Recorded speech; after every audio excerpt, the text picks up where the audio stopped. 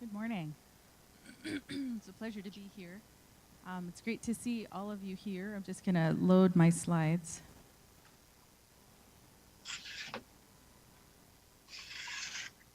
Thank you. All right. I work with indigenous peoples in South America, specifically in the country of Suriname, South America. And I'm going to tell you a bit about my work today, and then, consistent with the theme of this session, talk about hope and pause and a call to action. So, the struggle for indigenous peoples is the struggle for the earth, and the struggle for the earth is the struggle for indigenous peoples. So I'm going to talk about that in context a little bit. Indigenous peoples, I'm going to talk specifically about the Wayana, although I do work with indigenous peoples around the globe. The Wayana, their culture and understanding of the world is intrinsically linked with the environment. Their environment is life, and that is theologically and in every other way. The forest provides their food and fiber is what we say, the ability to have shelter, the rainforest where they live, and the interior of Suriname is what they are dependent on for life itself. They are a people who have buried countless generations of ancestors in that land, and they relate to that land within that understanding. So this is the place in which they dwell, and the place that dwells in them. Let's see. Here is what mining is doing in the interior of Suriname. This is a river. It's kind of hard to tell from this picture, but this is a river. This is the river upon which many communities are dependent. You can see that there's no longer free-flowing water. This is what mining has done to this river. These pits that you see here are now full of toxic waste. And so the indigenous peoples who inhabit this region have mercury in their bodies, and there's profound physical impact from that, specifically on neurological function. And the deepest impact, as you can imagine, is among children. We also have deforestation, and where you have deforestation, it's more than just the removal of trees. It means militarization. It means the removal of people from their traditional homeland. It means a drastic change to an ecology, and this is what we see also. So the people that I represent in Suriname are facing not only environmental impact, they are facing displacement, marginalization. They are being attacked on every front that a human can be. This is happening around the world. This is not something that people are talking about, but indigenous peoples everywhere are being displaced at a fairly fast clip. And I'm not talking about within totalitarian regimes. I'm talking about in progressive democracies. So in Brazil, the 303 decree happened in September of 2012. This was a federal decree or a national decree that said that the government, in the best interest of its people, could inhabit any and all indigenous lands in the name of economic development without recourse. And that's direct violation of their constitution. Canada, our neighbor, passed C-45, which is actually the Jobs and Growth Act. In December of 2012, that was their budget bill. And basically what they did, and you can see here in this startling slide, they took nearly 5 million bodies of fresh water out of environmental protection for the purpose of exploitation. Raise your hand if you heard about that, C-45 in the news. So a handful of people. Well, guess what? Do you think that their water stops at the border? This will have a huge environmental impact and is already having a huge environmental impact on Washington State and on our watersheds. Why would they want to take all these bodies of water out of environmental protection? Well, so that they can use that water for fracking and also use lakes as retention ponds for runoff or for slurry. And so this is a huge environmental impact that you see right in our border, and for my purposes, the reason that it's is because constitutional rights of indigenous peoples had to be violated in order to do this. So the tribal rights of indigenous peoples who were on the front line of protecting the environment were overridden by the federal government in Canada in order to pass this legislation. And again, I point out it's called the Jobs and Growth Act. So this is for economic purposes. Then in February of 2013, there's a presidential decree basically saying the same thing in India, that the human rights guarantees to indigenous peoples in the Constitution will be violated so that exploration and resource extraction can take place in India. Okay, hope. What gives me a hope? I actually live with a lot of hope. Working with indigenous peoples is an amazing privilege and opportunity. Indigenous peoples are not hopeless or helpless. They come with a completely alternative worldview, with many resources and creativity, problem-solving strategies that are unknown to us. They are the people of the land and often the first people impacted by environmental devastation, but also the leaders in opposing that devastation. This is my friend, Joan van der Bosch. She's the captain or the tribal leader of a community called Pekin Pawika in central Suriname. There has been a gate erected around their tribal community. They've been ejected from that community by force. And this should get a chuckle out of you. The company that's coming in is putting in an eco-resort. That is their reason to remove these indigenous people from their land. And then there's also the expansion of the airport. And so when we're talking about displacement from land and extraction in general, it's not just about mining. It's about a worldview that says one group of people has the entitlement to take away the resources of another. And Joan has, instead of using violence and blockades, she has taken this on in the human rights arena internationally with our support. So her leadership gives me a huge amount of hope. Maria Chavez, I want to tell you a story about Maria Chavez because she's an amazing woman. She's the reason I'm standing before you today. Maria Chavez she's a theologian, indigenous theologian who worked for the World Council of Churches. And she sent out an email request and just said, who will respond to the doctrine of discovery theologically?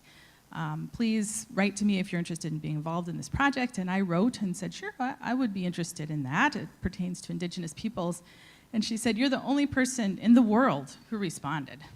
So I would like you to write this statement on behalf of the World Council of Churches on the doctrine of discovery. And I said, gee, Maria, I don't really feel qualified to do that. Let me see if I can get a team together. Which we did, 4 of us wrote that statement. She said, okay, I need it by September 1st. This is in July. So I said, okay, we'll do our best. I gave it to her on September 1st. And Maria said, thank you very much. I appreciate it. I'm dying of brain cancer, and this is my last day. So this is my legacy at the World Council of Churches. And the problem is now, Sarah, is that there's no sponsor for it. It's not going to go anywhere. The chance of getting this institution to take up this cause is not possible. But thanks for the statement. So we began a lobbying machine to get this statement adopted, which it was, by the executive committee. And then they put the statement on the website and said, we have this statement, it's so great, thank you very much. And I thought, well, gee, thanks for putting it on the website. What does that do for the Wayana in central Suriname? So to make a long story short, we have established a program within the World Council of Churches, the Indigenous Peoples Program, that will begin to take on extraction at an international level. That was just passed by the Central Committee just a few weeks ago, mid-July. And you see me here at the World Council of Churches General Assembly in front of a poster of Maria carrying forward her amazing work. Okay, what gives me pause? There are structures in this world, economic structures, multilateral financial structures, the Bretton Woods institutions you see noted here, who have written the rules on how trade is going to happen, who will benefit, who will pay the price, and what the rules are. And I want to give you something to think about. Focusing on corporations is a strategy that is common. However, corporations see themselves as good citizens. They are not breaking any laws. They're not violating regulation. They are doing exactly what the system that we live in is designed to do. I want to encourage you to think about attacking these structures or confronting and engaging with these structures, the ones who create the rules. The International Monetary Fund, the World Bank, the World Trade Organization write all of the regulations. They come together in a non-transparent way and decide how resources are going to be allocated. And they write the regulations around that. And the participating countries send their representatives and they fall in line behind that. And that is our work now, is confronting these institutions, confronting the Bretton Woods institutions. Specifically, we use the international court system in human rights through the Organization of American States, also the United Nations mechanisms, the Universal Periodic Review. And our target is to challenge the structure as it stands, because structures don't happen accidentally. Structures do not come about in an organic way. They're created, and therefore they have to be dismantled. Okay, I put this slide on here because I think this is really interesting. This gives me pause. I got this picture from the New York Times in October. Lobbying bonanzas, firms try to influence European Union. So this is a picture, I love this picture. I just think it's fabulous. Thousands of lobbyists go to Europe to influence the policy in Europe around fracking. This is the establishment. This is the system that we're talking about. These are the actors who are carrying out the will of the structures that we have in play. Thousands of attorneys went in October to lobby in Europe to ensure that regulations were weak so that fracking could take place on the European continent with ease. They're well funded. I guess the reason I think this is really important is that what they're doing is not symbolic. There's not a lot of symbolic activity going on here. And what we do also cannot be symbolic. It has to be real. We have to really mean it, and we have to really do it. It has to be followed by concrete action. And that is the call to action I want to talk about. Activate your collective. There's a really interesting narrative in this country, and it says that each one of us is an individual, and that we can do individual actions that will say something about who we are and our identity, and that somehow we are going to be able to impact change through small unilateral actions. That's not true. That's a myth. In fact, we are collectivists by our very nature. The collective advantage or the selective advantage of human beings is our ability to cooperate.